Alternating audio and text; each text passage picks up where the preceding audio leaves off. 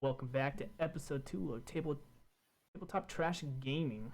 I will get that tongue twister right first try one day. But I'm your host, Matthias, and then again I'm joined with With John. And Travis. right. A lot of stuff to talk about today. But first things first. How's your guys' projects going? What are you guys working on? So I was working on some custodies, but I built the rest of my army for my 2K list. Decided to get some gold spray from GW. So while that's being shipped, and it's painting some Necrons right now. Yeah, it's pretty much it. Got some 10 warriors on my desk. The Necron bug going, huh? Oh yeah. Oh yeah. It is contagious. I still have not got any of the new Indominus stuff yet because I'm trying to be patient, trying to wait. Yeah, I'm just finishing up some of my Eldar project I started before the lockdown and everything. Finished magnetizing my Shining Spears and getting them kitted up as both Shining Spears and Wind Riders, which is pretty cool. Oh, nice. You're disgusting. Yeah. You are actually disgusting. I can't believe we associate with each other. I don't want to hear it, Magnus, right now. All right. Okay, yeah, I'm working on my T-Sons right now, but I'm almost done with them. And by almost, I mean like I'm only at 25% completion. But something to something. That's true. I'm doing a lot better than what I did with all my other armies. But the reason why I don't ever finish my armies is because I kind of got the Black Templar bug going. Ooh. So I've been list creating and window shopping a lot of Black Templar. Nice. Recruiting some gene seed prospects from Space Arizona as we speak.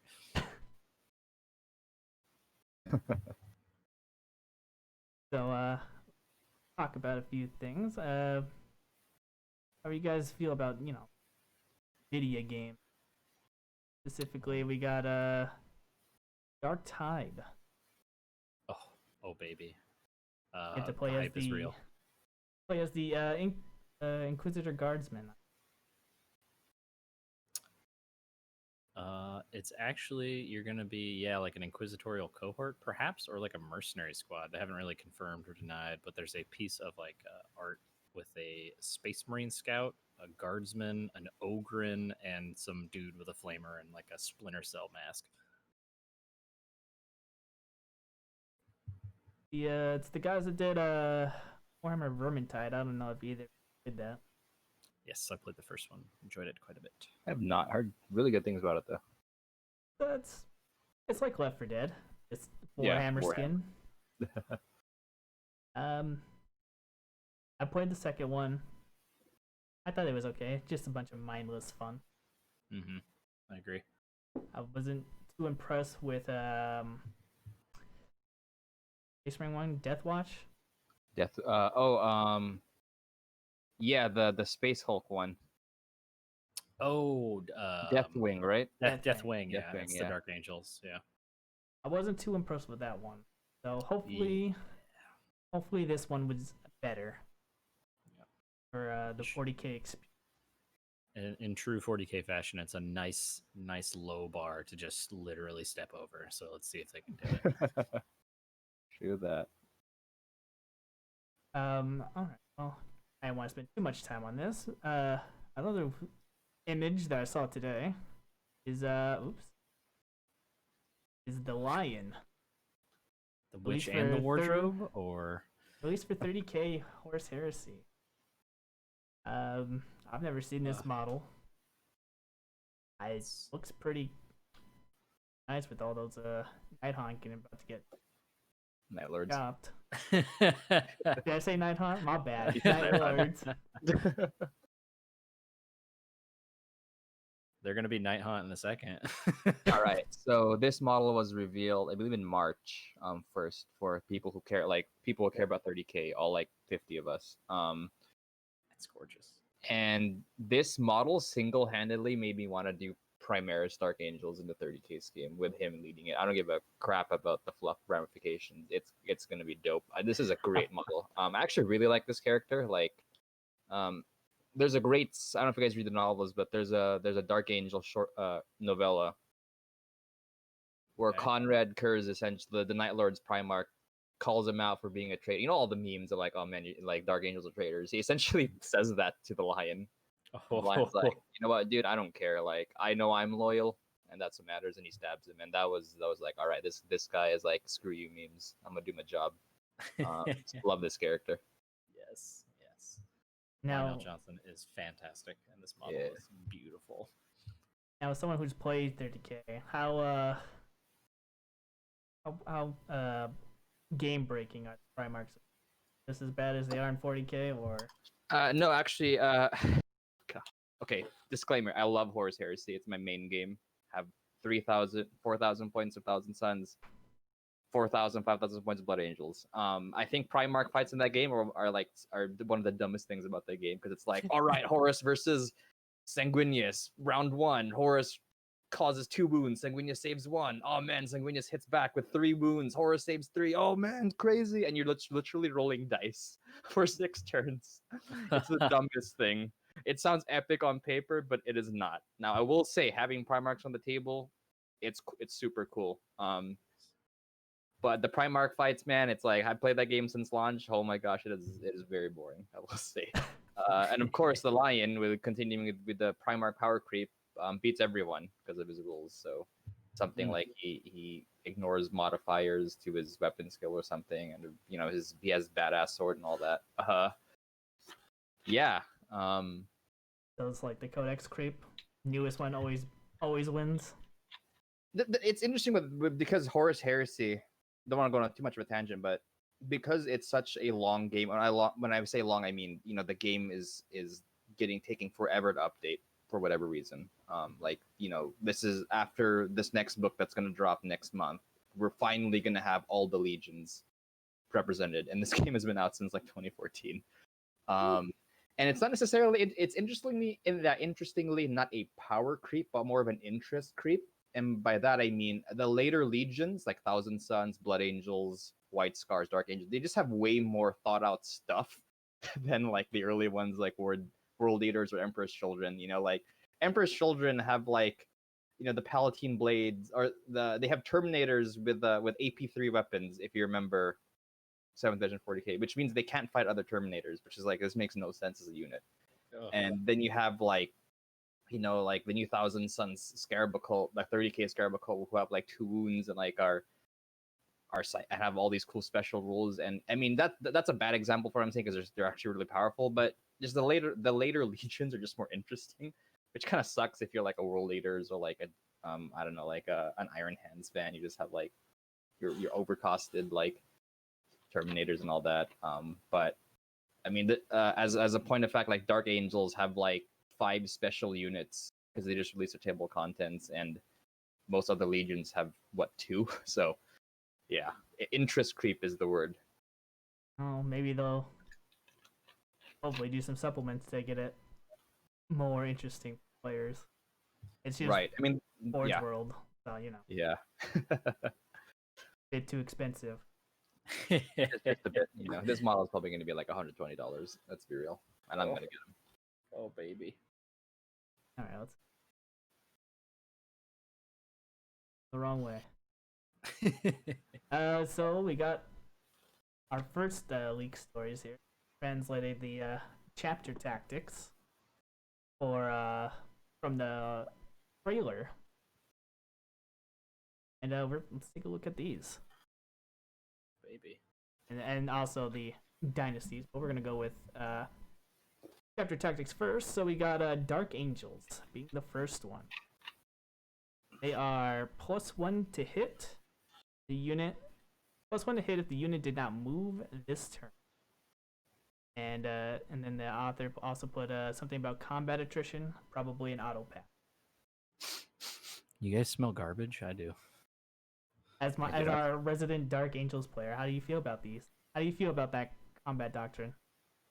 or chapter Well, tactic? it's because of the way overloading plasma seems to be that it's going to work in ninth, where unmodified one is always going to kill or cause a mortal wound to the model. I mean, it's pretty bad, like at least on paper. But I mean, +1 to hit without moving will be interesting because I'm pretty sure it's either a psychic power or like a interrogator chaplain ability that lets them have like a little bubble of count as not moving, if I remember right, or single unit. So that could be good on like a unit of like aggressors or something like that, where they can fire twice and then they get +1 to hit, and then you can move and advance them and count them as stationary, something like that. But other than that, not too good. Good. Okay. First impression, anyway. Oh yeah, we'll have to wait and see how it plays out in action. Yeah. Anything to add there? Yep. Go ahead. Sorry. I was asking John if he had anything to add. I don't actually play Dark Angels in 40k since like 5th edition, so no real comment. I I I don't know. It's the +1 thing. I'm gonna go with Travis here for a different reason. That with the modifiers to hit. I mean, I don't know. I prefer rerolls, but we'll see. Yeah. I mean, since Travis is basically the only Dark Angels player I've ever played, he likes to do his little castle thing. I think that's pretty good, hitting on 2s. And I will. since you're usually castle up, you're gonna be rerolling 1s regardless. Yeah, it's the Dark Angels castle though is gonna change pretty significantly with the new GT missions though, because most More armies are encouraged. Yeah, you're not encouraged to sit and just shoot stuff in this so far in this edition. So I mean, like I said, it can come in for like niche scenarios or whatever. If you have like maybe a way to put like a full man squad of Hellblasters somewhere in the middle of the board, and then just shoot everything around like a Tower of Death, something like that might work. But it's pretty gimmicky for what is the basis of your army's strength, and that's not amazing. Whereas like like last edition Blood Angels, for example, were like +1 to wound for the whole army in combat, which is just amazing for everything. Whereas this is pretty specific and situational. Right.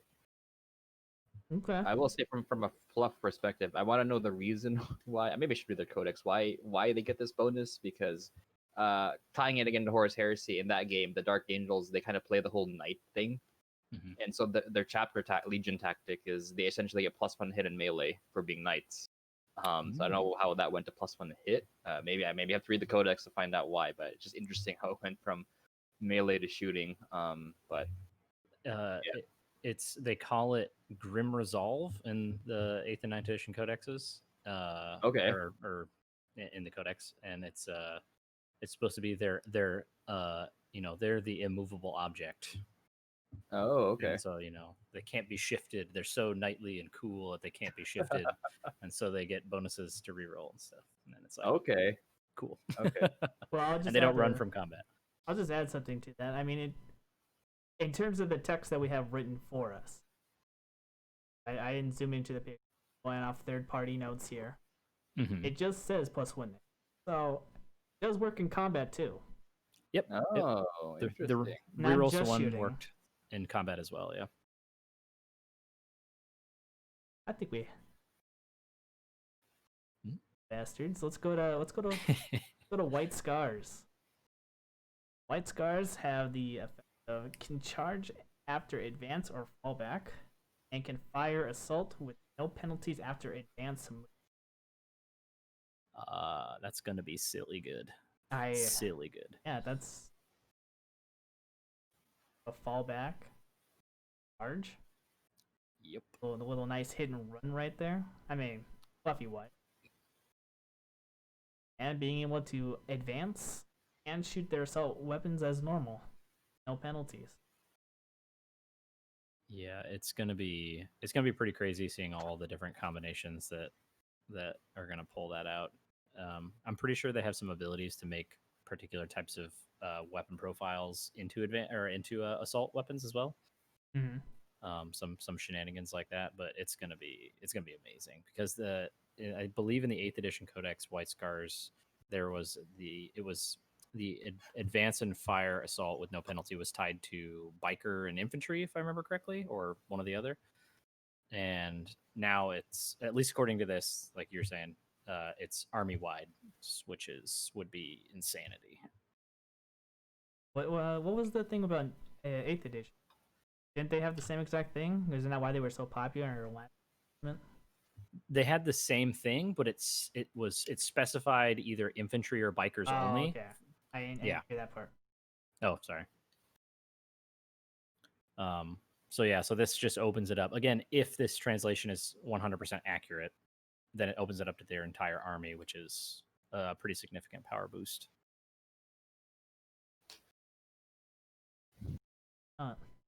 Yeah. Well, if we have nothing else to say to that, Not really. Still waiting for the con model for Horus Heresy, so that's my White Scars comment for the day. all right, and we'll move on to good old space doggies. They got a +1 to hit in melee if the unit charged, was charged, or heroically intervened, and units with this tactic can heroically intervene as if they were carried. Yep. I guess their whole army can just charge in, lob them up, right? Yep. This is fundamentally identical to the 8th edition version as well.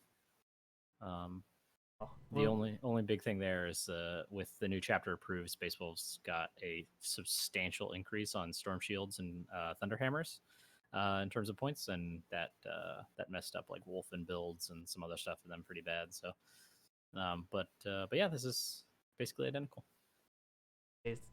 Nothing really changed. Nope. In this regards until they get their stuff. Yeah, exactly. Okay then. I don't have much to add to this. Neither do I. I'll just be frank here. My Space Marine tactic knowledge is very limited. Yeah, same. I know Legion tactics, not Space Marine chapter tactics. There's too many of you in a group. Scatter. Get out of here. Disperse. Alright, next one would be Imperial Fists. Ignore light cover. And side note, author here says probably only one. Blame the wonky screenshot. Additional hits with unmodified 6s with bolt weapon.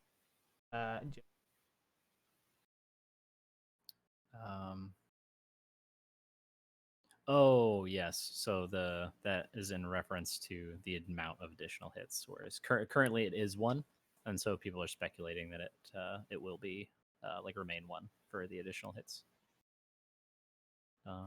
Yeah, this is identical to the 8th edition version as well. Yeah, I don't see any wonky things here. It stipulates ignore light cover, which is a new designation in 9th edition. But light cover and what cover was in 8th are the exact same thing. But it doesn't ignore heavy cover, but heavy cover doesn't have an impact on shooting anyway. It's only in melee. Yep, we'll give time. Yep. Gotcha. So nothing really too special I see with Real Fist. Mm-hmm. Yep. Next are the Crimson Fists.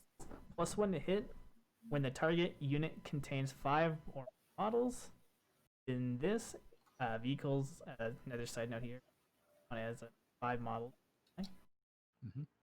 And the second is 1 additional hit with unmodified 6s bolt weapons. Basically, kind of like the Imperial Fist, except they're more geared for bulky, big units. Yeah, they're geared for hordes, and that orky hating the orc fluff is rife. And this one is also identical to 8th edition. No changes here.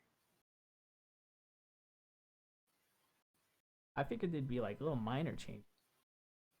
It sounds like you're telling me everything's almost exactly the same. Yeah. So far it is. Like I said, it's just the little bit that little unit stipulation for White Scars, and that Imperial Fists mentioned the light cover in particular. But that's it so far for these guys. All right, my boys, the Black Templar. All right. Oh baby. They got reroll, advance, and charge roll. Their second ability would be 5+ feel no pain against mortal wounds. Spicy. now. I don't know. I don't know what their current rule chapter tactic was. I'm gonna assume it's somewhat the same. I remember the reroll. Actually, it was reroll charges. Now it's sorry, it is reroll charges. Yeah, not advanced though. I don't think it was advanced. I think it was just charges. Yeah, I'm pretty sure John's right there. The 5-up feel no pain against mortal wounds is the same though. Well, feel like the 5-up feel no pain. I guess Mortal Wounds is a little bit lacking, but it helps against the smite spam.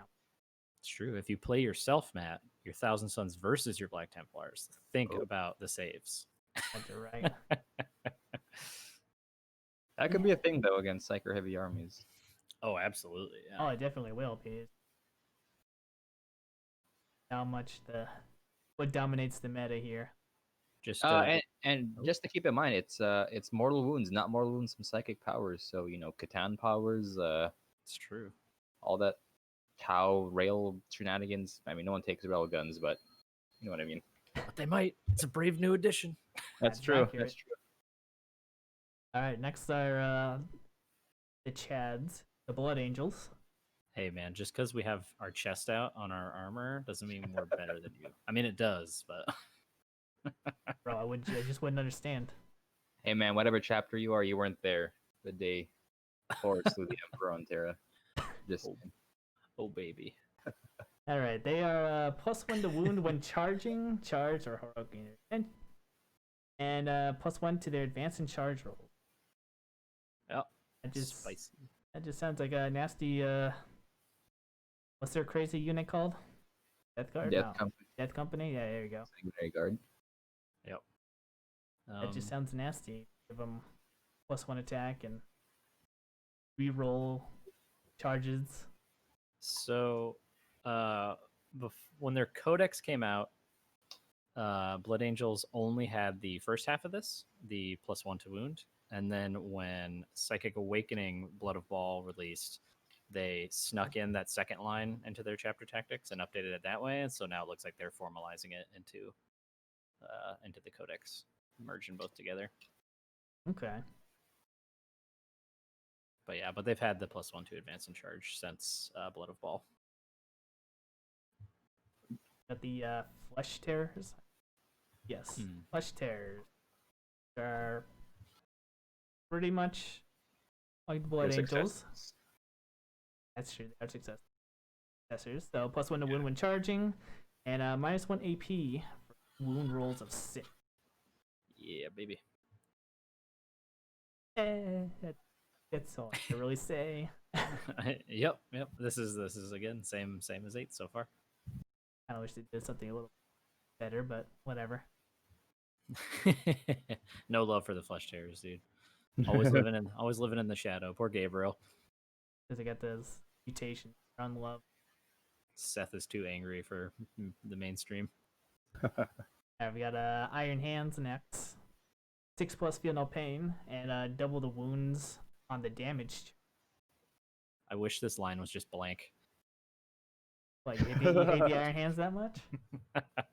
No, I'm just joking. Doesn't sound like you joke. Sounds like some pretty deep-seated hatred. This pain comes from a real place. No, if I was gonna have that resentment towards anybody from 8th edition, it would be Grey Knights at the end of 8th edition. But that's as a Chaos player, so it's founded. Don't be upset. I have much hate. Next up, oh yeah, go ahead. Well, next up are the Ultra Smurfs. Pretty basic here. We got +1 leadership and can shoot in the turn during which they fall back, but at a -1. Delicious. Pretty sure that's exactly the same as their last one. Yes, it is, and with 9th edition rules, it's gonna be awesome. Cool. How so? I'm just curious. I'm gonna try to how it interacts here. Educate me, the casual player. Yeah. So the way that you in 8th edition, the goal to deal with tanks that you couldn't shoot off the table or punch so hard that they blew up was touch them, just tag them in combat, and then unless they had the fly keyword, if they fell back out of combat, they could not shoot. They were useless for the turn. So basically, this to their whole army, they gain the ability to fall back and still be useful, whereas Gotcha. no other army can do that anymore. Because even Fly lost that ability, so Right, right. it's gonna make them Okay. pretty flexible, pretty powerful in true Ultramarines fashion. Mm. That's a ringing endorsement from Travis to go buy Ultramarines. Do it. Imagine all that blue paint they'll sell. Yes. Oh yeah. Buy stocks quick.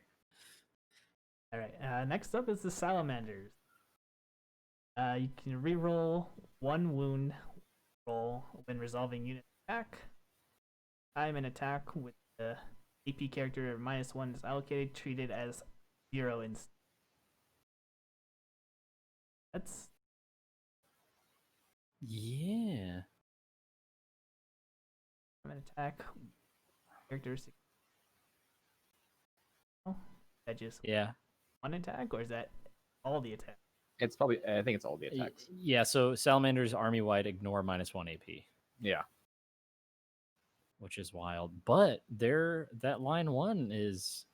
I feel like it might just be missing something because that is vastly different. Because they used to have the ability to do a hit or a wound roll, but this is saying only a wound roll. Yeah, they could have changed it to just wound roll. Interesting. What's his one wound roll? Yeah. So it was like master crafted or whatever Right. the Eldar custom craft world was. But this is a bit worse, which is kind of interesting. Yeah, it's all third party, so could be That's fair. different. It's very fair. Next up is the Raven Guard. They are count as being in light cover if the attacks are more than 18 inches.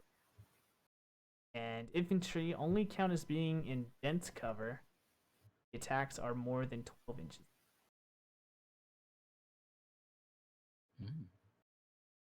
Interesting. It's the same, right? Because I'm assuming dense cover is -1 to hit. Yes. So this is functionally the same. The only difference is that 18-inch has a 6-inch push out on it because that used to be 12. Oh, it used to be 12. That's right. I should know this. I play Raven Guard. Matt knows.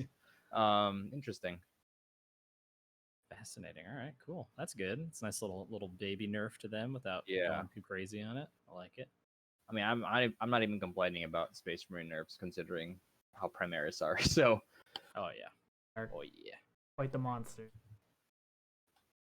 All right, and last up on the Space Marines is the Death Watch. Each time this model with the tactic makes a melee attack against I'm not gonna call this Xeno. Yep. We roll a hit roll of a 1, and after both sides have finished deploying their armies, select one battlefield roll. Until the end of the battle, each time a model with this tactic makes an attack against an enemy unit with that battlefield roll, reroll wound rolls of. Sick. Yep. So I guess I'm a little confused here. What the hell's a battlefield roll? troops, HQ, elites. It was Yep. like in 7th edition, you would pick like a battlefield roll, and they'd get. I think it was reroll wounds of 1 against them. Got Yep. it. The second half of this is pretty identical to 8th. I'm not sure if the wording is quite the same for the first half. I think they got that as well. Make a melee attack. Yeah, I can't remember if it was just a melee attack or if it was anything. Oh, that's the old preferred enemy, isn't it? Yeah. Yeah. And they just got it against all Xenos. So since that's all the space rank that we've got, what are you guys' overall thoughts? Seems like there's more nerfs than buffs. Yeah, I'd say so.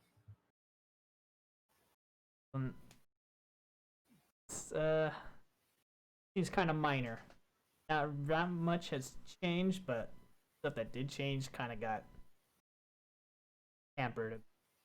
Yeah. So I Right. think the biggest thing to take away from it is that it's folding all the Space Marines together, including non-Codex compliant armies like Blood Angels and Dark Angels, and there's been no mention of super doctrines, so this is going to level the playing field again when this releases until the supplements come out and we don't know if super doctrines will come back with those necessarily. So this is functionally getting rid of super doctrines for at least a little while, maybe.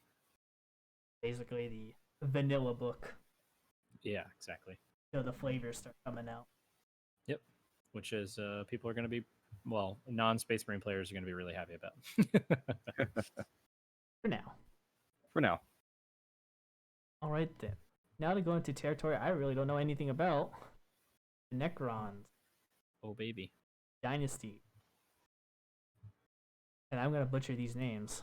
So the first up is Mephrit.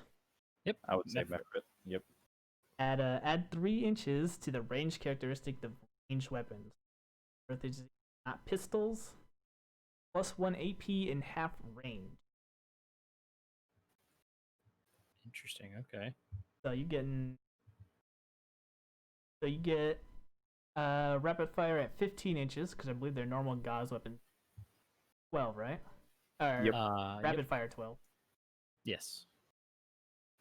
Range 15 rapid fire. So the Gauss change, is it still it's still 0 AP? No. Gauze minus- is goes minus strength. 1. Yep. Strength 4, AP -1, damage 1 for Yep. the base gun anyway. So I mean with this you're getting Yeah, you're getting AP -2 and rapid fire range, which is pretty good. That seems good. Yeah. This so in terms of changes, the +3 inches is new, but the half range AP is the same. The big combo Gotcha. with that was using your Veil of Darkness to pick up a squad of 10 immortals with Tesla, drop them within 12 inches, and then have AP -1 on your 50 bajillion shots after you My Will Be Done them, and yada yada yada. Gotcha. Okay. yeah. Well, I think I'm thinking the shotgun unit that they just could benefit 3 inch. Yeah, I think this is going to be the only way it benefits. God. Well, actually, when we go to the Sawtech Dynasty, there may be a benefit for those shotguns, but we'll save that for later, depending on the Okay. wording. All right. So next is Nefric. Gets like a 6+ invul save. You can choose to advance 6, but you can't shoot. I assume this cancels out assault weapons. Probably, yeah. Then each time you fall back or choose to 6-inch advance, you can ignore models plus terrain cover. I think this seems pretty good. Yeah. What I mean, are you guys the tell me. benefits? I mean, being able to advance 6 inches, that's pretty powerful. I mean, reducing randomness in war games in general, I think, is a strong trait to have, and that's pretty crazy. You know, you need to grab that objective. That's an instant. You know, it's going to be 6 inches. You don't have to like do the math like, oh, average 3. I could roll a 1. Yada yada yada. Okay. So there's actually a buff and a nerf here. Alright. So the 6-up invuln is new. The advanced 6 inches, auto advance 6 inches and ignore all intervening terrain and models is the same. But Okay. but now when they advance the 6 inches, they can't shoot anymore. So that's pretty interesting. So that wasn't a stipulation before. So Oh. I'm not sure if Assault will counteract that because they might be trading the advance auto 6 for and being able to shoot for the 6-up invuln save, which is interesting. Yeah, I find it a little interesting. I mean, I guess if you're far enough away, not being able to shoot wouldn't be a problem. Yeah. Not I think this just trading it up for a 6 invul save. I don't know. It doesn't seem that good. Yeah, that's like only good if you have like huge blobs of warriors that you know you're worried about getting, just pot shotted off the table, but And I don't even know if then, you just take a Cryptek with that 5-up invul against shooting. exactly. Yeah. Out of the two we just seen right now, this is the worst dynasty so far. Gotcha. I think it might find a place maybe later on as the meta starts to shake up and settle down. just because the extra movement's really good. A little more survivability is never bad. And since things are moving towards objective holding anyway, it might be better than perhaps we're thinking about because we still have 8th on the brain. True, and you know what? I give it a second. But I'm thinking warriors, and Oh, you know maybe. they are getting more combat units added to their army. So it might They it are. might be better. I haven't seen the stats for them. Could be working out well for them. Yeah. I mean, that's a cool thing about chapter tactics is you don't have to buy any models for them. You just kind of use them, right? So it'd be fun to trying these out, see what works best. And nobody knows what color any of these are supposed to be, unlike Space Marines. So it's all good. That is correct. Accurate. All right, next up we got the Novak. These are add 1 to the charge rolls on a charge or intervention plus 1 AP. And then in parentheses, this guy has misread, not plus 1 attack. Ignore that last part. So plus 1 AP when charging or So I think this will have a place if any of our current melee stuff gets buffed in the new codex, because obviously we don't know. This is going to be a huge shakeup for Necrons when this codex comes out. I think. I hope so. I would say we would so. hope so.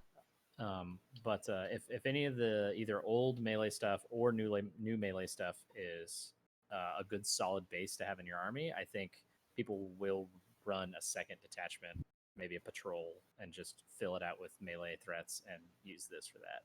Because plus 1 to charge rolls is pretty hard to beat usually. If we look at like orcs in 8th edition, it's just real nice and reliable.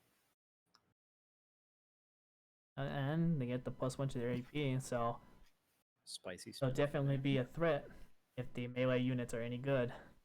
Mm-hmm. I mean, looking at the Scorpec destroyers, I mean, you got AP -2 on the weapons. That seems pretty good. Well, we'll see. The only problem is if this wording's right. I mean, it's only plus 1 on the charge. So Right.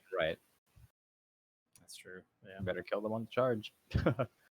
well, We can't have them be too good, all right?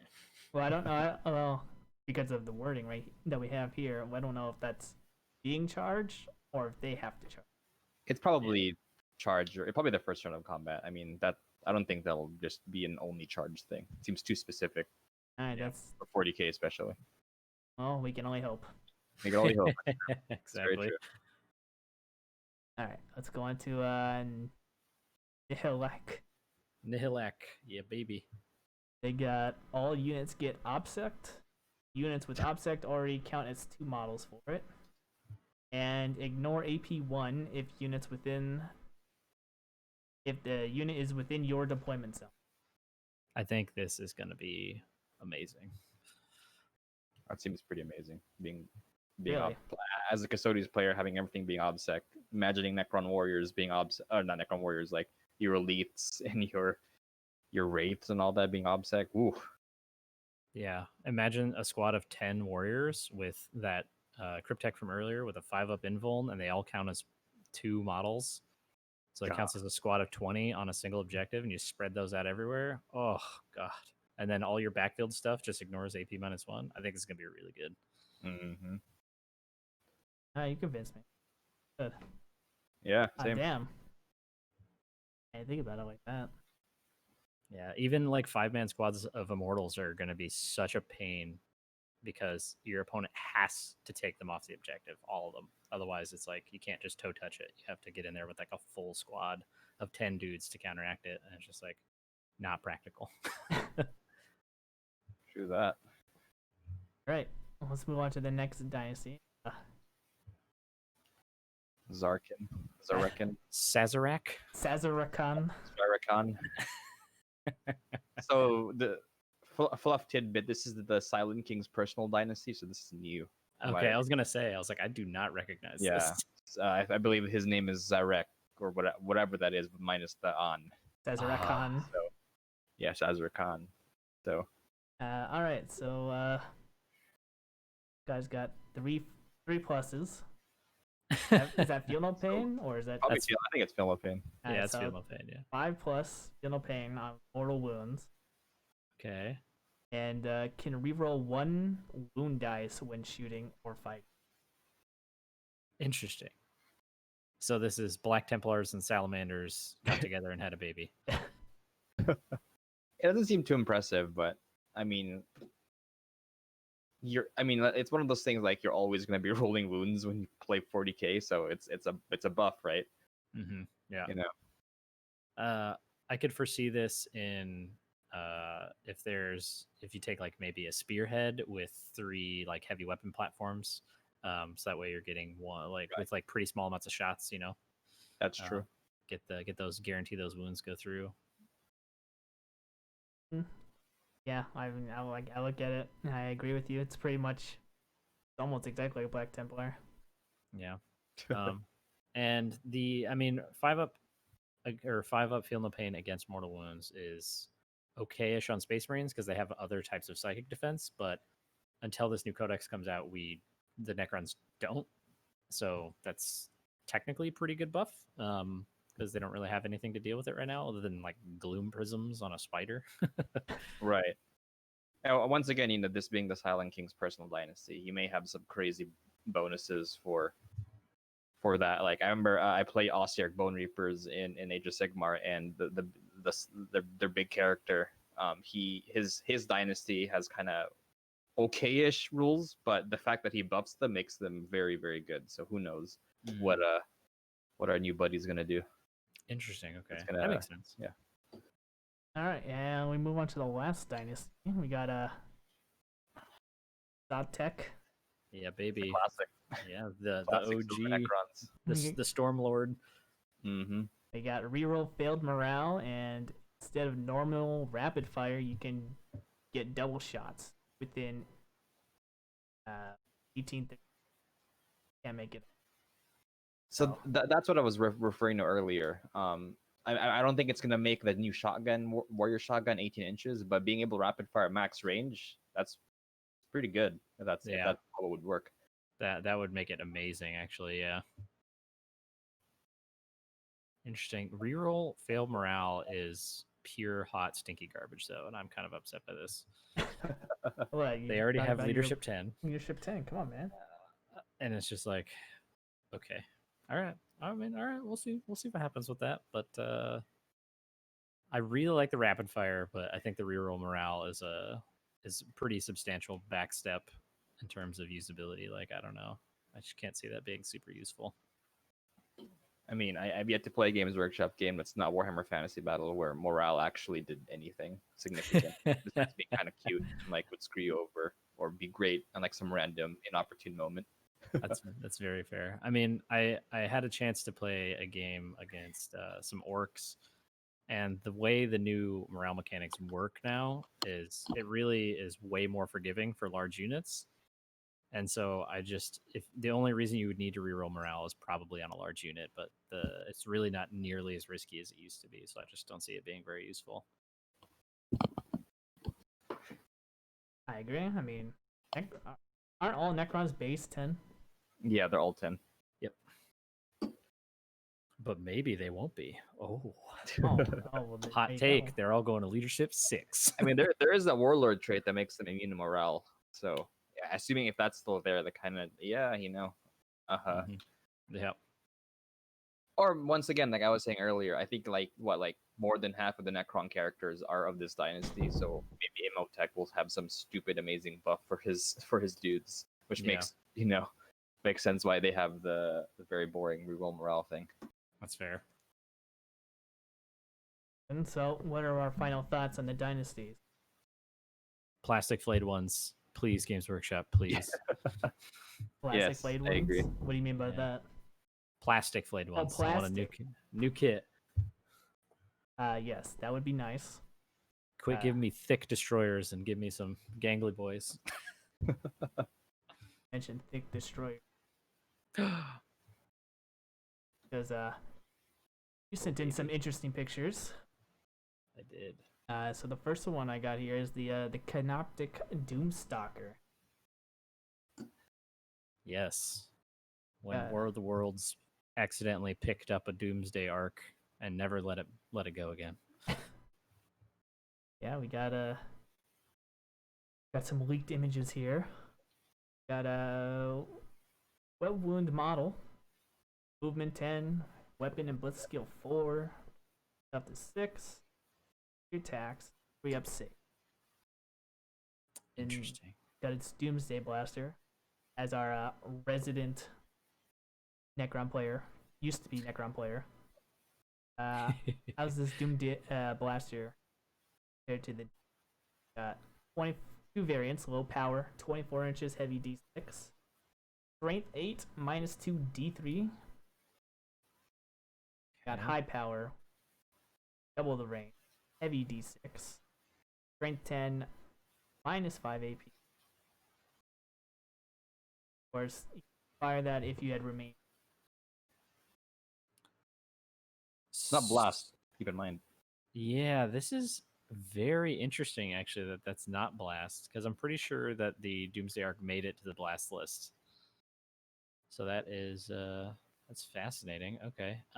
So 2 notes is it's considerably less range because the high power profile on the arc is 72, and then the low power is 36. I want to say Okay. that's right. It's the low power on this guy is 1 higher strength. I believe it's strength 7 on the arc. It might be strength 8, but I think this is 1 higher power. But other than the 48-inch range, the profile and the high power is identical. Strength 10 -5 d6 damage. It's also to note here that down in the abilities, looks like it's got a 5-up invuln, which is pretty spicy. Yes, the containment field, a 5+ invul save. Something of note too is it's a ballistic skill 4 up, Yeah, but it does not degrade. It always is a 4 up. that is fascinating. So this is a weird one because it's got a really high movement. It's got that nice 10-inch move on a little walker, but it punishes you pretty hard for moving. I think this guy in particular will pair really nicely if again if his ability stays the same with a what's this the Shard of the Deceiver, where you can redeploy them. Oh, that's right. Set these guys up midfield as some with some good firing lanes, and then just leave them there the rest of the game and just dump shots at whatever you don't like. Interesting. I think it's pretty good though. I mean, depending on how many points it costs, obviously. That's 130 actually, if I remember correctly. 130. Okay. Yeah. That's good. That's Okay. pretty good. I was kind of hoping you'd be able to group them up, Eldar Warwalkers, but that's not gonna happen. All being a squad. Yeah. Rather than max 3, take 9 of these. Oh man, I like where your head's at. And then just raining down destruction. Come on. Oh, another note is that this is not a vehicle; it's a monster keyword. Interesting. Oh. And it's also canoptic Wanna with the keyword too. Interesting. explain that to us? They don't know what cannot. So canoptic is just a particular keyword for wraiths or scarabs, things like that. They're little dudes who run around on the tomb worlds while they're asleep still and protect them while they're sleeping. At least as long as the fluff is the same as last time I read it, which was a while ago. But the reason that can be important is, again, we'll probably get new stratagems, but there's stratagems that give things like this, obviously it won't matter for this because it doesn't have squadron, but like reanimation protocols or like move and advance and charge, stuff like that. Okay. Again, none of the current stratagems will matter for it because they're all geared towards wraiths for the most part, but this will add an extra level of usability for it, which is interesting. And it's not a vehicle, so no tank hunters or anything like that can be used on it. Yeah, well, I mean, still, the big game hunter just 10 wounds, or is it vehicle? No. In terms of secondaries, it is vehicles and monsters. Yes, I was thinking more like stratagems to be used against it. Ah, got it. Yeah. All right, and then we're all done talking about this. We have the Thick Boy, thicker than a bowl of oatmeal right here. Mm. The low cost Heavy Destroyer. So just like it's like the old ones, can take up to 3 of these. Thank goodness. Seriously. Movement 8 plus weapon and ballistic skill. Strength 4, toughness 5, 4 wounds, 2 attacks, 3. And God. got a God's Destructor. 36 inches, heavy 1, strength 4, minus 4 AP, and interesting damage of 3d3 damage. Oh baby. Yeah, it's pretty cool. It's an average of it's 6. a volcano lance. It is a volcano lance. Got another, I guess, another weapon loadout it can go with. Enigmatic Exterminator, 36 inches, heavy 3d3 shots. Strength 7, minus 1, 1 damage. Oh, that is. So 6 true. shots on average again. Yeah, that's interesting. This is heavy 1 for Well, that. That's nuts. well, I mean, that's their old profile. Their old profile used to just be a las cannon. Now it's That's very true. now you're at least you're doing 3 damage normal. So I believe these are 90 points a model, based on chapter approved. So it looks like they got an extra wound because if I am thinking correctly, previous destroyers were 3 wounds, right? Sure. Okay, yeah, I'm pretty sure they're 3 wounds. Yeah. They also used to be move 10, so it's 2 inches less movement, but 1 extra wound. Well, I mean, they got all that junk in the back, That's throwing them true, yeah. down. The heavy thrusters. So this will be interesting. I don't know where in the heck you're going to be using that exterminator. The 3d3 shots, strength 7, minus 1, only 1 damage. The Enigmatic Exterminator. Yeah, that is just that doesn't feel like enough. Like that feels like the profile of a souped up assault cannon, but only 3d3 shots is Well, pretty interesting. from what I see, it'll mainly just be used to deal with hordes. Right. Yeah, it doesn't have blast though. Well, you don't need blast; you just need excessive shots. So, I mean, you're hoping for out of 3. You're hoping for more than 9 shots. Yeah, on average it'll be 18 from a squad of 3, right? So, I mean, that's still a lot. I mean, strength 7, so putting Eldar on 2+, and you're everything else on 3+, going infantry. Yeah. I feel like in terms of killing power, average of 18 shots. I'm assuming. I hope. Oh baby, do I hope that they get to keep the stratagem from 8th, where they could reroll all hits and wounds for the unit, which would be amazing. But I feel like the profile for the exterminator is not quite enough DACA to warrant what you're shooting it at, like a strength 7 weapon at, like ideally. Because like if you want to chew through hordes, I feel like regular warriors will do it perfectly fine. Or Tesla. That's what I'm thinking is that Tesla is amazing at that. yeah, your troops already have the anti-infantry, so Yeah. Well, we'll just have to see if it's a very heavy tank monster meta. That's true. that's true.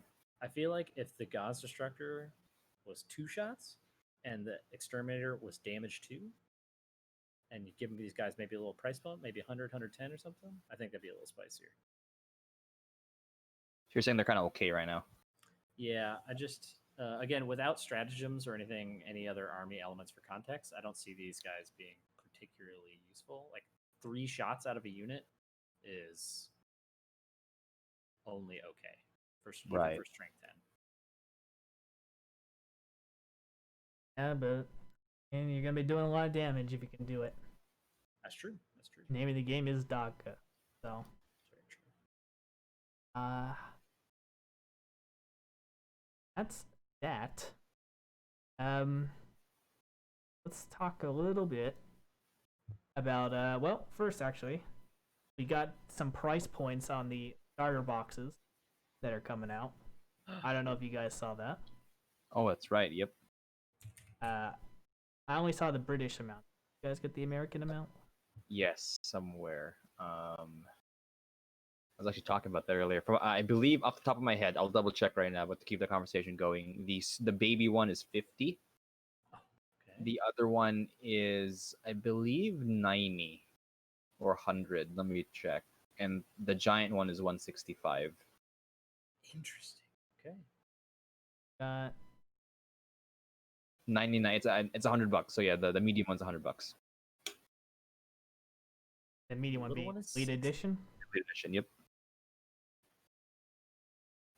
'Cause I just did like a comparison from the British pounds I got. It was like $42. I just $67 for the Elite, just dropped it up to 70. Oh, but remember, like, James Workshop does not use British direct conversion rates. They have their own pricing per region. Yep. Okay then. So then, did you happen to get the terrain? The train is 165. Well, I mean that's the command. But did you get the terrain? Because there are some in the box just full of terrain. From the Oh, the box of just terrain. Oh, that I did not see. I just saw the starter boxes. Well, I mean that was Oh, I lied. I have the American price list here. Whoops. Which one were you looking for? the terrain. The Getting Started Battle Zone. Yeah. That one's $90 as well, or not as well. It's $90. Well, I mean, I'd say we were pretty close on our guesstimations on those. Yeah, How much we're they were gonna actually a cost? little low, which is interesting. Just Yeah. very. My wallet's screaming. Thank God I don't have to buy it. Yeah. This I will say that the three of these now make the Indominus box look infinitely better, which is Yeah. probably why they stopped selling it. Like what, 2 days ago, 3 days ago? Yeah. Yeah, because you're looking at 150 for the Indominus minus the rule book, minus the tripod, minus the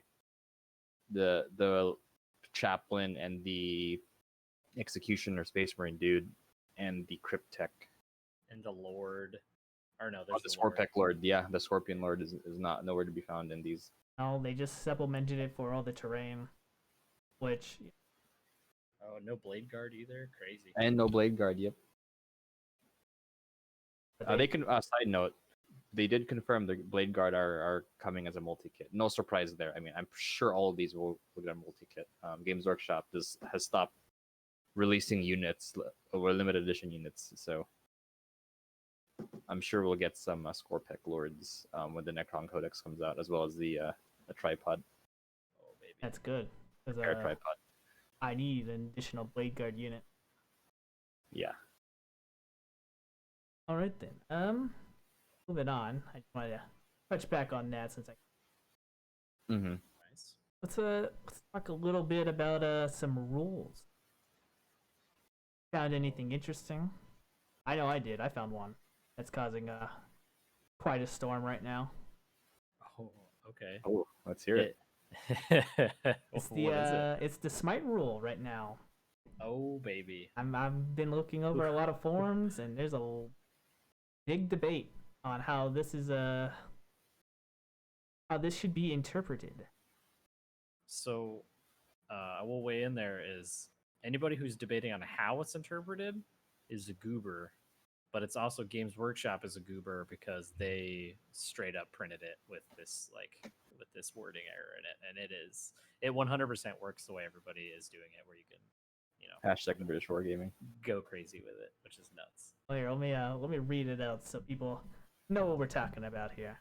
So, under manifesting psychic powers here, it says when you select a psyker unit to manifest a psychic power, you select one psychic power that unit knows and attempt to manifest it. With the exception of Smite, you cannot attempt to manifest the same psychic power more than once in the same battle round, even with a different psyker unit. Now, the key word everyone's going on here is the exception of Smite. That you cannot attempt the same spell. Everyone's going crazy right now. So Everyone- Go for I'm it. gonna guess. Does that mean like you have someone like Magnus smiting 3 times because he could cast 3 times? Am I assuming correctly or You are assuming correctly. okay? Yes.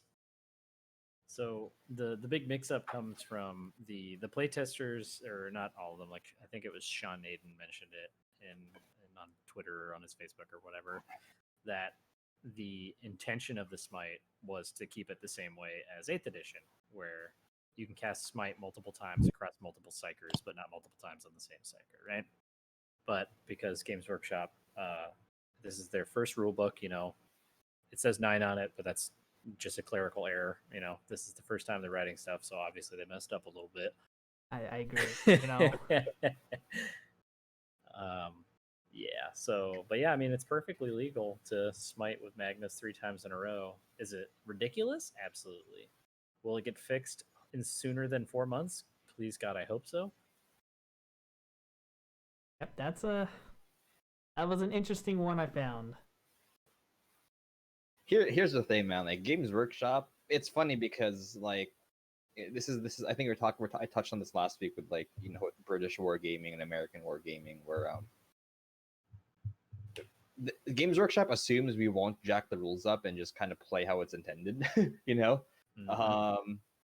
And that's been a trend ever since I started playing Warhammer. Is that it's always like, yeah, obviously, you guys should like use your common sense and do the reasonable thing, but obviously, it doesn't say that in the rules. So I mean, yeah, I could smack with Magnus 3 times, and me playing games like Star Wars Legion or like when I played War Machine. Matt knows this. Like the rules were ultra specific and assume everyone was gonna be a rules lawyer. um, Mhm. So, and this is just another step in the trend of like a Games Workshop assuming that we're gonna be nice people and just play as intended and not as written. Yep. Well, everyone wants to get that competitive edge. I mean, saying this, not that I probably remember because 8th edition's so indoctrinated into me that I would never cast smite on the same using the same psyker, but now being able to cast smite 3 times on Magnus, I mean that's huge. Mhm. The fact that you can get 2d6 mortal wounds 3 times, I you're deleting at least 2 units off the board with that. Suddenly, Black Templars and that other Necron Dynasty seem very attractive. Uh-oh, there's the secret power. It was There's a secret all it was in the text all along. We just had to read between the lines. But I thought that was pretty. What about you guys? You guys have any It's interesting rollings? I think it's, well, on the same note, just to wrap that up, I think I agree with John. Definitely, it's that there's the disparity between the casual player and the competitive player, and Games Workshop has very difficult time like differentiating between those two sometimes. And it's just like, well, we both exist, and you have to cater to both of us because we both pay for your game. So, Right. That's And that's the always thing. Like, even if they cater the tight rules to the competitive player, that's just better for casual players because you don't have to argue all day. It's like, all right, that's what Yep. the rule says. Exactly, yeah. Type of thing. So again, I think they're just they're just thinking that we're obviously going to go with the common answer, which in a tournament setting or even if you're debating with your friend, like who knows, right? Like you got to roll off for it because well, actually, technically no. Like technically, Magnus could smite 3 times. That's what the rule says. Yep. And speaking of other rules thing, though, the wording I noticed this when I played my first game with Matt. The wording on the command reroll suggests that when you spend 1 command point, you reroll all of your wound rolls, and I'm not sure if that's Ooh. or yes. if it's just 1 wound roll. the command reroll. So, Yeah, because charge roll is defined as both dice, but I don't know about wound roll or hit roll. It's just 1 dice. well, how I interpret it, which is always a big problem. I mean, it specifically says that you re-roll the roll. Right. Where I'm pretty sure if I brought up my 8th, it says you re-roll 1 dice. Correct. Yep. Die. So I mean, command reroll, from what I see, has changed completely. One die to your whole roll. Right. No longer that. Oh man, I wounded 4 out of my 5 dice. And I really need this one wound. I just re-roll this. Now it's, well, I got 4 6s. Probably the best I'm gonna get. So I'm gonna stick with the 4 6s instead of re-rolling it 5th wound. But on the So- flip side, if you get 4 1s, then that's 1 command point for a really good reroll. Exactly. So this list or this rule stipulation gets broken down with what Games Workshop defines as the roll.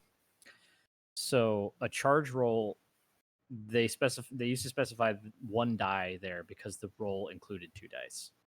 But earlier on, I don't have the page up, so I don't know the exact wording, but it should be the same as 8th edition. Earlier on in the book, they stipulate that each roll is individual. So your wound roll isn't for every single wound that you've made through with hits. It's one at a time, individual. And so you actually wouldn't be rerolling all of them. You'd be rerolling just one still. Really. Yeah. Because it's what you throw for the roll. And so for every hit you get, you roll 1 dice, right? For the wound. Hmm. And so that's gotcha. that's the stipulation. Gotcha. That's what the wound roll is. You're not all technically when you roll. I got 5 wounds. That's not 1 wound roll. You just rolled 5 wound rolls at once. Oh, it's the fast rolling thing. Like you just Yep. like technically you should roll on a time, but Yep. But you're allowed not to, and nobody really does. So. right. Um, While charge roll is specifically defined as 2 you roll dice. 56. Gotcha. Yep. Okay. Well, there we go. We learned something. In this with the changing of the command reroll, we got a super sweet nerf to World Eaters and I guess technically Iron Hands, but whatever, so they can suck it. The stratagems that allowed you to deny the witch, but not roll for deny the witch. You just roll a dice, and on a 1 die and on a 4 up, you deny the power. Those are no longer included in command reroll, so you can't reroll them anymore. Right. Which and other things is too, like ridiculous. Zeras for Necrons, he could buff some warriors, and one of those buffs is +1 weapon skill. I mean, who cares about +1 weapon skill on your warriors? You can't Mhm. reroll that anymore. Yep, exactly. And re-rolling to, win the initiative. Can't do that anymore. I can't do that. Yep. Yep. Well, it's gone now, thank goodness. Yeah, but it Yeah, was there. I wonder who hates who more. Does Travis hate Iron Hands more, or do I hate Seize the Initiative more? Oh, I think you guys both Prob- agree on CZ initiative. yeah. Oh, perfect. There we go. I don't think anyone really liked Seize the Initiative unless they won the initiative. Seizing. Sure that. Yeah, I didn't even like winning, like getting the CZ initiative on somebody unless they were like an awful person. But if that's the case, then the game was bound to be bad anyway, and that's no fun. Let's go on to another rules. You guys want? I've got a list to talk about. That's kind of it. True. Okay. We got. How do you guys feel about the new implementation of actions? Actions are awesome. I love it. Really? Yeah, I think it takes the engineer's mechanic from the old ITC packet and it creates a situation where more units can use it. And I feel like it makes for a slightly more interesting dynamic game because, do I really want to score this point by using this action? But then I can't shoot or do anything, so it's like, fuck. So you have to forego utility for gaining victory points, and I think that's a really fun, interesting new mechanic. Or not new, but more expanded upon. Word I would use. I guess I would have to see how it goes. Right now, since I'm only playing my Thousand Suns very elite army that I'm running, I don't really see me using any actions. I think they, Sure. but I guess for more of the horde armies and cheaper armies that can keep objectives, the huge boon, not boon, huge what's the word I'm looking for? Plus buff. buff. I also think about it in terms of the new heavy hitter boys like Custodes or Death Guard. Their ability to just go on the objective, and it's like, okay, we can either shoot you with our combi bolters or whatever we have, or we can raise this objective, and you can go ahead and try and take us off of it. It's like, all right, I'll take that trade. Well, you can't get into combats. Yeah, that's true, but it's like it's the trade off. You know what I mean? It's like for like custodes, it's like yeah, they might want to get into combat, but like you have a unit of just like 3 guardians with shields, and you just put them on the objective and raise it. Um, and for raise the banners high in particular, you only have to raise the banner once, and then as long as your enemy no longer never takes it back from you, you get the point for it every turn. So All right. yeah, Well, we'll see how that goes. My Thousand Suns not gonna happen. Maybe with my Dark Eldar, I could pull it off. Throw some grotesque on objectives. I think that'd be really good. Yeah. Talk a little bit about the cover system. Okay? Sure. You guys, got the light cover and the heavy cover. Mm-hmm. Not much, but I find it a little interesting that you can get cover save now in combat. Interesting addition to add. I agree. I mean, what would you really define as heavy cover? So this one, I think there's like the 3 big rules kerfuffles so far with 9th edition at the beginning are medium-sized blast weapons, the heavy cover terminology, and smiting. I think those are the 3 big ones so far in terms of smite. Everybody's pretty clear on how it's supposed to be done, but No how one's it's written, gonna do blah it. blah blah. Yeah, exactly. Heavy cover, the big one is the wording is pretty confusing, and so if people were confused straight out the gate whether it gave cover to the person charging in or the person being charged, and to be fair, I haven't read it in a while. I don't remember off the top of my head which one it leveled out on. But I do like that you can assign these keywords to different pieces of terrain, so you can kind of build your table to be a little bit more multifunction across the board, which is pretty cool. I like that. I think I'm gonna need a lot of small sticky notes to put on the terrain so I know that this is heavy and light cover. So you mentioned that I've played 2 games now in 9th, and both against orcs, and we use Tabletop Simulator, obviously. It's because everybody's still got the Rona, but the nice thing about Tabletop Simulator is you can tag any asset in the game, and so you can just hover over the terrain piece and it'll list it right out for you. It'll be like obscuring, light cover, heavy cover, blah blah blah blah blah. So I think this is really cool and like a nice toolbox for people who want to make their own tables or whatever. But I think without a standardized packet at tournaments, I think it is going to be a horrible nightmare for attending a GT. Just the amount of like debating and talking you have to do before the game to make sure both people are on exactly the same page is going to be tremendous unless it's already laid out for them. And I don't think that's going to be a good thing. Yeah, that's what I was figuring out when we go to like Green Towers or something like that. Yep. I think at small RTTs, it's going to be the most impactful, and I think the easiest way to solve it is for the tournament operator to like design the tables beforehand, and then just put the terrain out, and in your little sheet it says what's what. But we'll see if that's a decent amount of work for the terrain or for the tournament operator. So we'll see how that goes. Yeah, well, with the Rona, it's a shame that they're not going to have any practice. That's very fair. It's very fair. Obviously, it won't be for a little while. Once we open up, I think it'll be an issue. Well, where we are, who knows when that'll be? That's very true. That's very true. Just passed like 500,000 today. Yeah. We're so good. Baby. How many terrain types are there?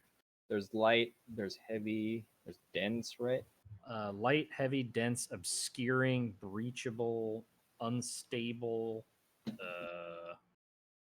Okay, no wonder it's. I can see you Yeah. guys getting worried about people making sure what remember Yeah. like who remembers what. Because Yeah. I play Star Wars Legion and there's terrain keywords, but there's only literally light and heavy, and that's it. So, and we have no problems doing that. But I could see having ruins and danger or whatever you were mentioning. Yeah, that could be a pain in the butt. Yeah, it's gonna be. Trying to know what's what. Yeah, it'll be a little overwhelming. I think Travis has the right idea, but Yeah, that's I mean something like LVO, those kind of big tournaments. I don't think we'll have much of a problem, but our local GTS, Yep. we're gonna be a good 5 minutes. We'll probably be discussing armies and a board layout. Yep. So I that agree. time you're wasting. Um, I think if in my opinion, I think it's kind of on because ITC is now again theoretically we don't have any ITC anything yet for the most part, at least in America. Um, the the onus is kind of on them now because their responsibility is to help out the the independent tournament organizer, right? That's kind of their thing. Is they're like the center, the trust for that.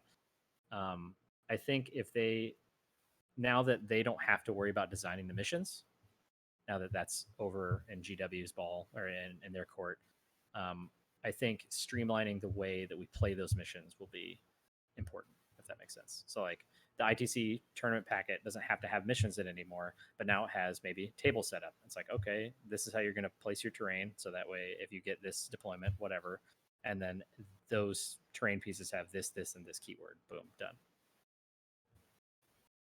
It'll be interesting to see how that plays out. Yeah. All right. I'm excited for it. I think it'll be good. Can't wait. I miss the tournament scene. God, yeah, me too. Our little meet get-togethers are great, but the tournament scenes are always fun to do. Yeah. There's right. no replacement for getting out there with the people. All Maybe the other nerds. Maybe I'll play some 40k tournaments this edition. We'll see. I mean, I still have the Legion bug, but we'll see. Oh, well, yeah, dude. If you decide to, and if when the SoCal Open opens back up, highly recommend it. Right. Let's round out trash cap. Let's take out the trash, man. Let's round it out on this note here. We got the detachments. How do you guys feel about the new detachments? Well, I mean, not new, but how they're doing it now. Where you gotta pay for your detachment. Oh, Instead of okay. it like benefiting you. I May, yeah. may, may I ask you guys questions before we go on, so I'm clear about the detachment system. Absolutely, please. So, if I'm looking at this right, before you detachments, when you were looking at your detachments, you're looking at how do I maximize CP, right? But now it seems that detachments are just more like they're like the force orgs of the old edition, where they're only restricting what you can bring, as opposed to like another like an outside benefit like CPs or like army bonuses or whatever. Right. Okay. You want to take this one? Sure. So I partially agree with the in 8th edition that they were about maximizing CP, Okay. but that was like half of it, whereas the other half was if you could design your army to operate with units that were so efficient that they didn't need to rely on a heavy CP battery. Mm-hmm. Because it would kind of depended on the codex, right? So like Eldar, for instance, could run lists that needed almost no CP at all because their units were just so good. Gotcha. Like flyer spam, this, that, and the other thing. They didn't really need that much CP because they were just going to fly all over the board and destroy your whole army. It was no big deal. But armies like Custodes or they're like the biggest like example. Even like maybe not a Death Guard, but basically anything where their efficiency was tied to how many points you had to spend on their troops. the higher the point tax on the troops, the less CP you could bring. And if their big hitting stuff relied on CP, then their overall army power went down. Right. So Custodes, like I said, suffered from that a lot. And now that we've inverted it, it's kind of the opposite, where armies that liked having that wide berth of flexibility and being able to take three detachments, and it got them a bunch of CP, and then let them take all sorts of different units. Those really spread out armies are now going to be narrowed down. So, i.e., soup, like chaos soup, this, that, and the other thing. And mostly chaos soup is punished by this. But then armies like Custodes or other really elite armies are now expanded, where they're no longer shoehorned into, oh my god, I have to take 3 minimum guard squads and 2 HQs, otherwise I can't do anything. And even then, I only have 8 CP. Now they have 12, and they can take basically whatever the hell they want. So it closed down on the superior armies and opened up for the more monofaction armies. And so overall, I like it a lot. I think it will change where the diversity will be, but I think it'll be interesting and a good way to move forward. Well, I'm a little bit on the opposite side of that. Okay. As a Dark Eldar player, you know, their whole thing is they love to take a lot of detachments.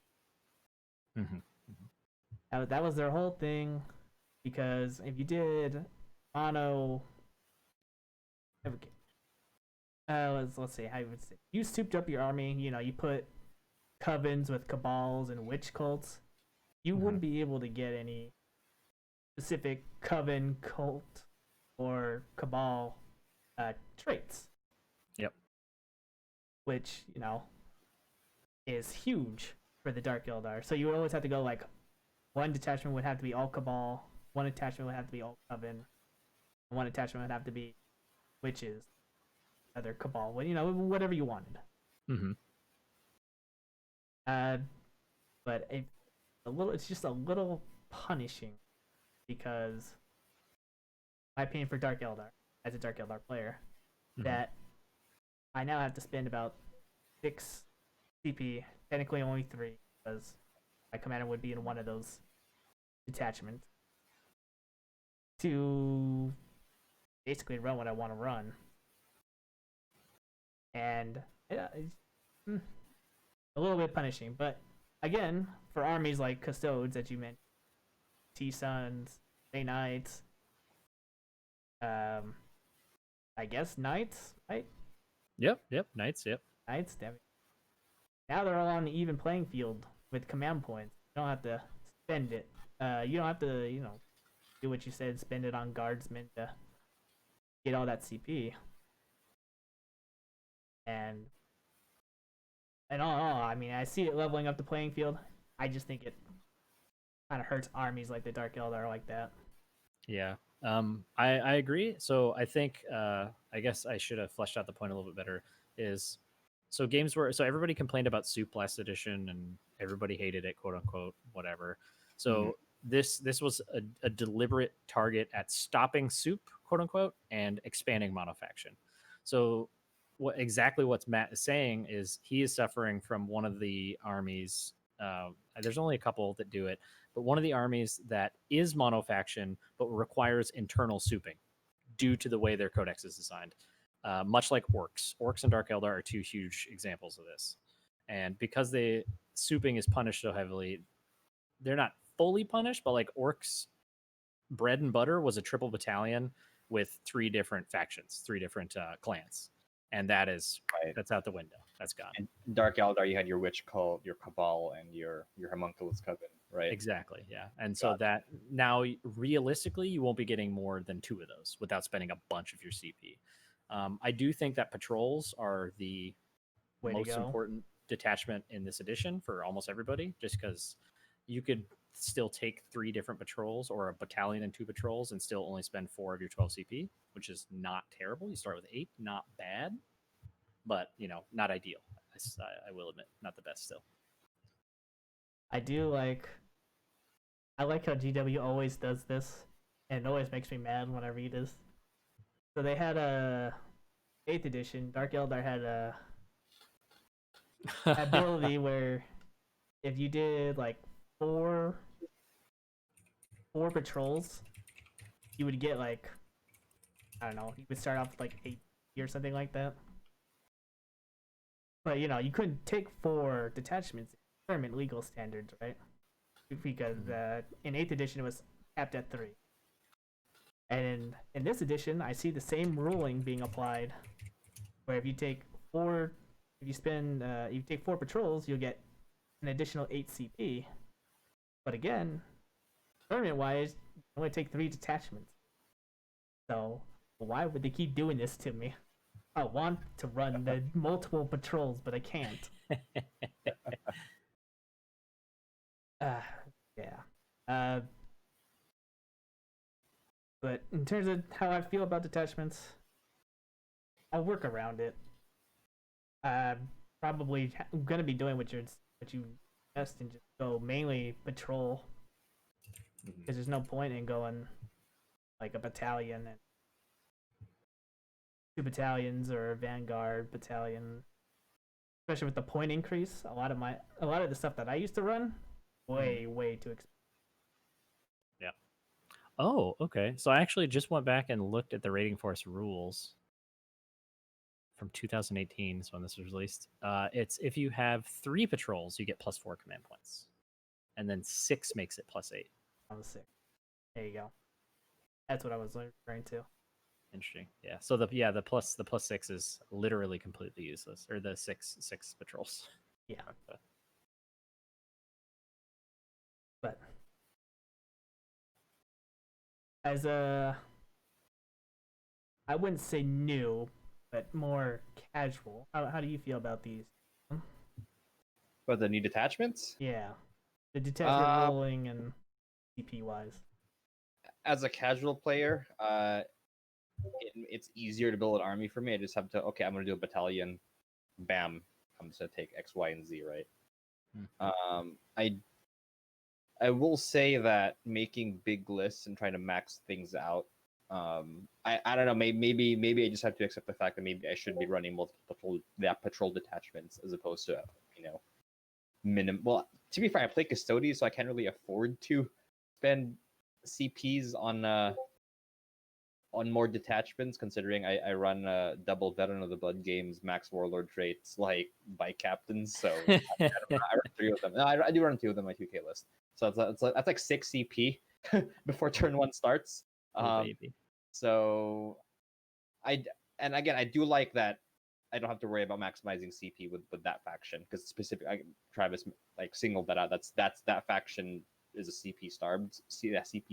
So being able to just avoid dealing with that is great for me. And having a couple of my friends being more casual gamers, I think it's nice. Also, they don't have to worry about like, am I getting the right amount? Am I maximizing my detachments, my armies, like soup and all, etc. So just having that flat, right? This is how much CP you get per, with the size of your army, and this is just a limit, so you don't bring like 3 or 6 greater demons in like a 2,000 point game or something. So it's simple, but I still think there's some depth to it. As I'm probably gonna ask Travis next time, like, what's the benefit of bringing patrol detachments and whatnot, and then kind of go from there. Maybe want to build them in Necrons, right? Yeah, maybe next time we'll do a list discussion and see how getting in each other's brains and figure out why we do what we do. Right. Heck yeah, that sounds awesome. I'm down for that. All right. Well, again, thank you guys for joining. Breaking news. Breaking news. With the new box, because there was a shortage on the website, for GW website, and now lots of things are back in stock. And with this restock, things were packaged in new boxes, and Dun came with new rules in their instruction sheets. And Lich Guards now have +1 wound and +1 attack, so they have 2 wounds and 3 attacks each. Oh baby! Oh, wow. There's some buffs to the Invictor Warsuit, but it's kind of minor. I'm just staring at the fact that the Lich Guard have 2 wounds. That's crazy. That is arousing. Kind of. They needed it. 300 point for 10 guys kind of thing. But that's crazy. Maybe I should buy some now. They needed it. I can finally bust out my Lich Guard, There baby. you go. Yeah, I'll link this on the Discord so you guys can Google it as well. This is insane. I'm just staring at this right now. Maybe we'll bring it up on the next one. Yeah, we can discuss that more next week. But hot off the presses, guys, Lich Guard have 2 wounds and 3 attacks. Well- Victorians now do 2 damage with the Staff of Light. Oh, yes. Oh, no. That's going to be great. I can't wait. All right. Well, I'm sure we're gonna have a lot more leaks coming out during this Oh, yeah. week, so we'll Oh, yeah. we'll definitely Fun take a deep dive into that. But Somebody better send Games Workshop some flex tape because it ain't stopping, baby. all right. Well, let's close out, and we'll see everyone next time week. Later, guys. Sounds good. See you then. Later.